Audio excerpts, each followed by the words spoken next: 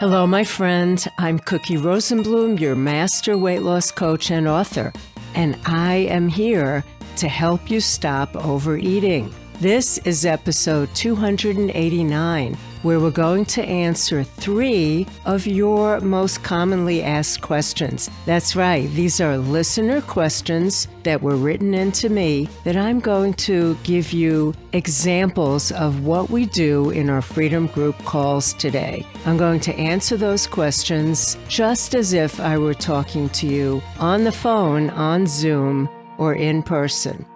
Now, before we start, I want you to be sure to get my free training, How to Stop Overeating in 3 Steps, and you can get that at weightlossmadereal.com/3 steps, the number 3.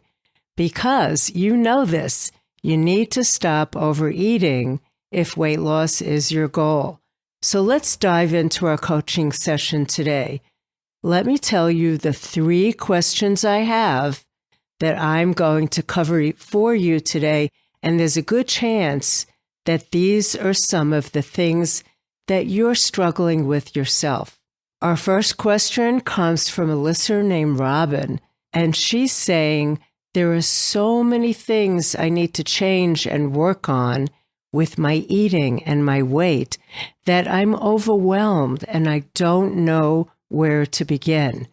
Does this sound familiar to you? Our second question is from Caroline, and she asks, I've been doing really well. I've been eating naturally. I've been losing weight. I felt great.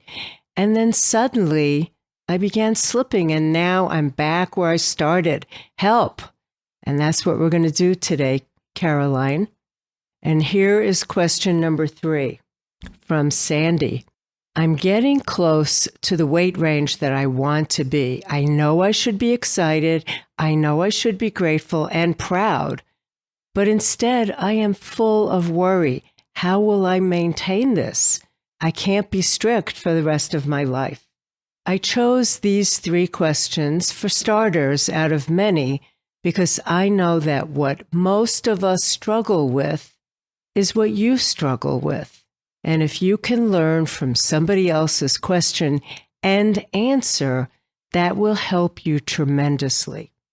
Now, when we do our coaching calls in the Freedom Group, there are 2 kinds of things that we do on the calls.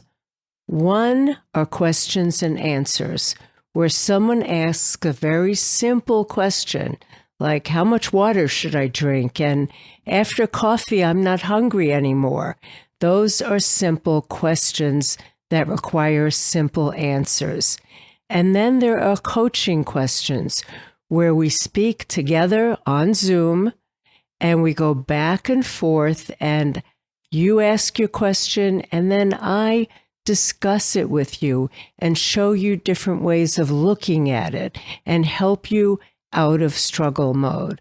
Right now, since this is one-sided and I'm answering questions, this will be a little bit more like Q&A as opposed to true coaching where we go back and forth.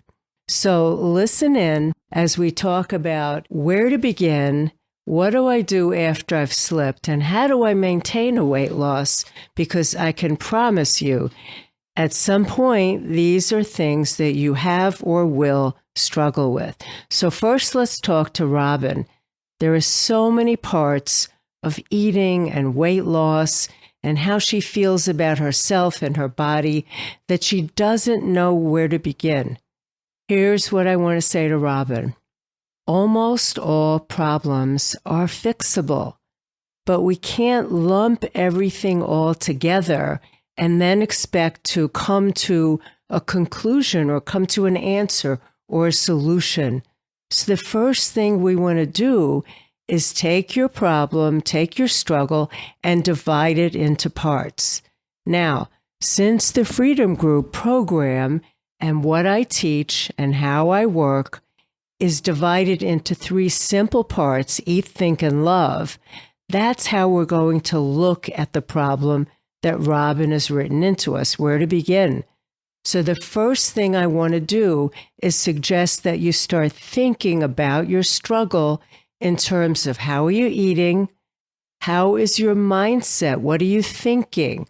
What are the thoughts and feelings that lead you to eat when you're not hungry?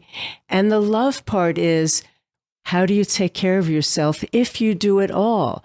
Are you using food for love? Once we start breaking your struggle down, we're going to break it down even further. So the first question is, what's working for you? Now, when I ask this, most people are going to say nothing. Nothing is working. It's one big struggle. But usually that's not true. Usually we overlook what is working and we make it less meaningful than what we're struggling with. So I want you to turn on that searchlight, take your microscope out, and look at your day-to-day behavior and how you're eating, and look for what you're doing right. Maybe you're planning your meals. Maybe you're doing a little bit of food prep. Maybe you're asking yourself if you're hungry. Now, even if you're not following through on these things and doing them completely correctly, you're still doing some things right. So we're not going to let you lump it all together and say nothing's working. I want you to jot down those little things that you are doing right. They count. They all add up. But we have to first realize that we're doing them. And now I'm going to ask you question number 2, and you might want to pause this and write this down. What is not working for you? And I want you to be specific. Don't just say my eating. Say, I start when I'm hungry to eat, but then I totally forget what I'm doing and I keep eating more than I need. Or I'm eating tons of treat food and hardly any helpful food. Or I work until I'm exhausted and then I eat to wake myself up. That's what's not working for you. And then let's start looking for patterns. What are the things that you keep doing over and over again? Maybe you make promises to yourself when you wake up in the morning about how your day is going to go, what you're going to do, what you're going to eat. That's something that's working, right? But you're not following through, and that is a pattern. You make a plan, but maybe you don't break it down far enough to know what steps you need to take. Or maybe you don't have a way of setting reminders so that you think about it in the morning, but then you forget about it for the rest of the day. That's a pattern. I want you to see it. I want you to look at what you're doing right and wrong objectively. I don't want you to say to yourself, I just can't get this. Nothing works for me. I can't do anything right. That's my pattern. That's not objective, and it's not true. You do plenty of things right. You do plenty of things that are challenging, but we want to look specifically for what you're doing over and over again that's causing you to not get close to your goals. And here you don't know where to begin, right? So what we do when we don't know where to begin is we break it down. Maybe your pattern is, I keep lumping everything together into one giant issue so that it feels so big, I don't know where to step in. That alone could be your pattern. But what we're doing is breaking it down. So let's say that you've broken it down, you see your patterns, and hopefully you're looking at them non-judgmentally. You're not telling yourself that you are unintelligent or a certain kind of person who doesn't get things done. You're just a woman who's following habits that you've established. But now what do we do first? How do we jump in? You have a couple of choices. You either can pick the easiest thing to work on, or you can pick one of the most challenging. So we looked at what's working. We looked at what's not working. We looked at what keeps happening over and over so we could see patterns.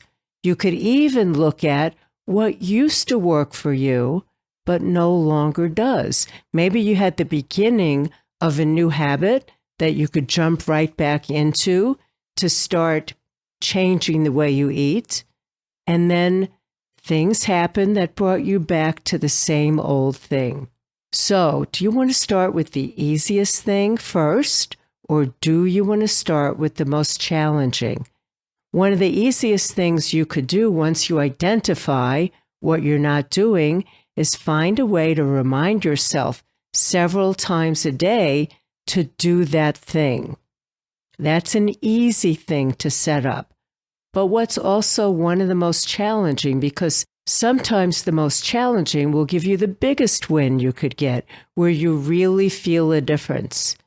So the easiest win first might be something that you do that's simple and will give you the quick win. And then you could say to yourself, look, I did jump in. I did begin. I know what to do first. Now I'll do the next thing. But pick one. Pick either an easy thing or a challenging thing that will give you the most bang for your buck, the most reward, and pick one. And now I want to remind you that whatever it is you choose to work on, you can't give yourself a timeline of 1 day or even 2 days. Whatever you've been doing, whatever habits you have, were not created overnight. You've created longer habits, and it takes a longer time to change a longer habit.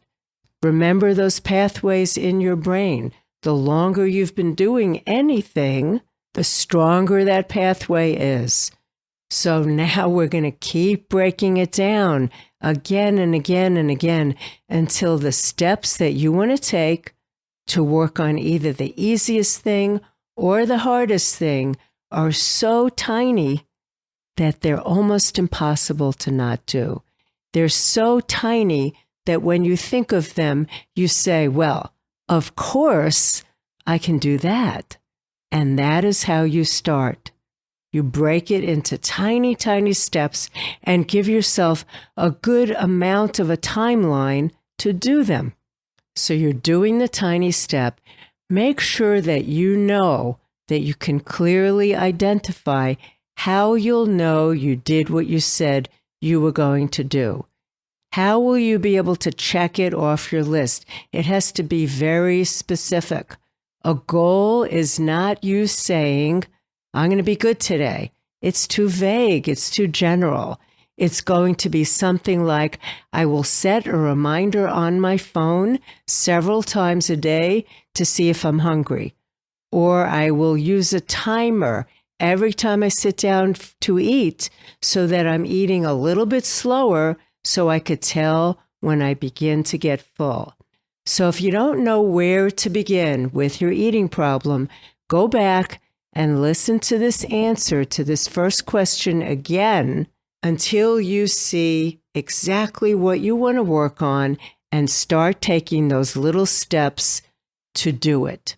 Pat yourself on the back when you do it, but beware of your thinking. Beware of your mind telling you, well, I picked something to do, but it's too big, or it's too hard, or it'll take too long. That means that you're choosing something and you haven't broken it down enough. All right, tell me what you think about this question and how you do in answering it for yourself. Where to begin? Let's look at question number 2 from Caroline. I was doing great, and I was eating naturally, and then I began slipping, and I'm back where I started. What do I do? How do I get help to get back on track? Well, the first thing we want to figure out is what happened. You're not back at the beginning. When we learn something new, the new knowledge that we have is still in our brain. It's not as strong as your old habits that we talked about in the last question, but something triggered you from doing the new good things, the helpful things, and you came to a fork in the road where you could have gone to the new behavior, but instead you went back to your old habits. Remember, even if you've been doing well and you're proud of yourself up to this point, you still have been doing your old habits longer than the new habits. So I want you to go back and remember what was your trigger, what happened. Now, it's not unusual to slip, even if you feel like you've been working on things for a few months and you've been so proud and excited. Something can remind you of what you used to do, and you slip back into the old habit. You're not back where you started, as we just said, but you do need to learn from what happened. I don't want you to just say to yourself, okay, no big deal, let's just start again. But nor do I want you to get upset and beat yourself up. I want you to fail forward. I want you to fail and learn. Okay, I'm not where I thought I would be. I've gone back to the beginning as far as my weight goes, but the things that I learned are still in my brain. So picking myself up and learning from my fail will be easier this time than it was the very first time. Figure out what went wrong and what you need to do differently. And plan for next time. What will you do when you think the old thought that leads you to want to go back to the old eating habits? If you feel a certain feeling that's familiar to you, that leads you to overeating or did in the past, what can you do differently?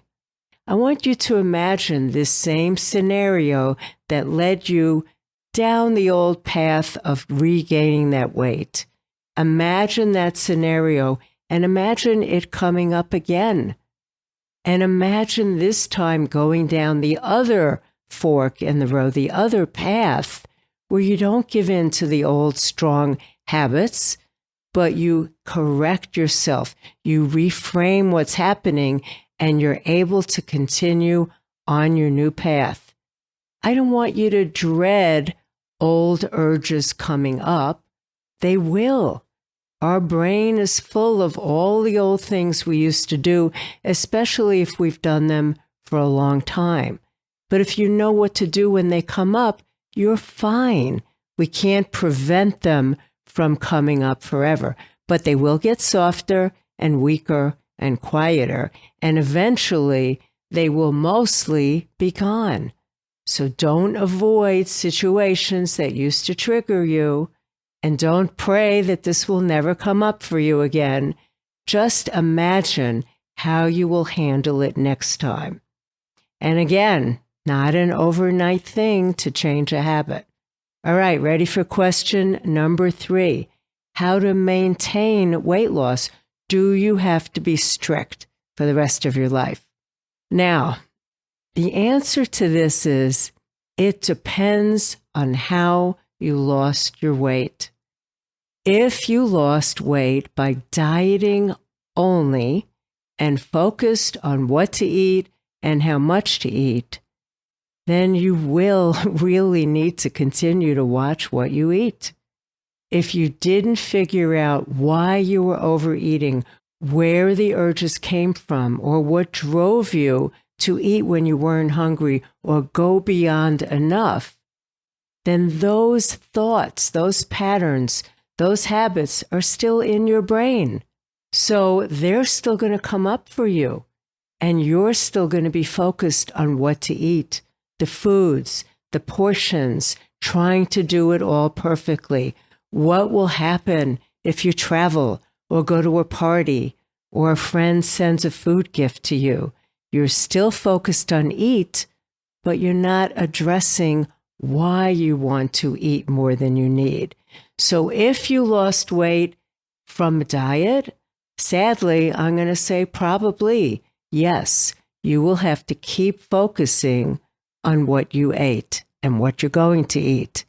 But if you do it differently, if you lose weight and focus on the behavior and the mindset and the self-care that natural eaters practice, then you will know why you feel driven sometimes to reach for food when you're stressed or angry or tired or lonely, or it's 9 o'clock at night. you will know why you've done that in the past, but you will also know how to do it differently. And doing it differently is being relaxed about it. You do not have to be strict. You do not have to weigh or measure every bite that you put in your mouth. Because when you learn why you're doing something and you learn how to do it differently, not just eat different foods, you're actually changing how you think, but you're changing your identity. You're changing who you are, not just what you eat. Your thoughts change, your urges change. Yes, your eating changes, so your weight changes, but you also change how you take care of yourself, and you learn to use food properly to nourish yourself and give you pleasure, but you're getting pleasure from other sources too. So you end up changing your identity, how you show up in the world. Now, I answered 3 questions. I hope this has been helpful to you. Imagine your question, if it's similar to one of these 3, and imagine plotting in your specifics and me answering you, and see if you can apply what I've just explained to your struggles. And feel free to write to me at support@weightlossmadereal.com and tell me what your questions are, and maybe you'll be selected for me to answer them in another podcast. Okay, my friend, you know what you're going to think about and do this week. You're going to work on not being overwhelmed in solving your overeating. You're going to work on knowing what to do if you have a slip. And you're going to know how to approach maintenance when you reach the success that you want. Don't forget to download your most important starting point to stop overeating once and for all. And that's my free video training on how to stop overeating in 3 steps at weightlossmadereal.com/3 steps. It's also in the show notes for you. This training uses what I talk about, my proven Eat, Think, Love method that has helped thousands of women using the power of coaching and psychology and brain science to change how they eat and get the results they want. Freedom from the whole struggle. This is my gift to you. For now, this is your Coach Cookie reminding you that as you search for answers, keep it real, just like you. And I will see you back here every other week.